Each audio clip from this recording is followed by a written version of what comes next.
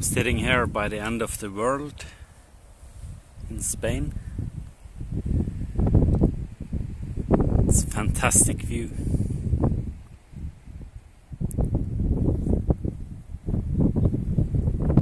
And it's so vast. The ocean is so vast. So I can really understand why the pilgrimage went here in earlier times, before Santiago de Compostela.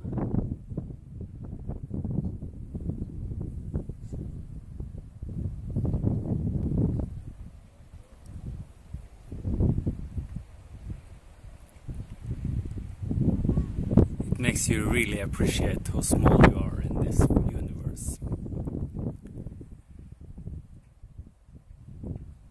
This scenery existed long before men,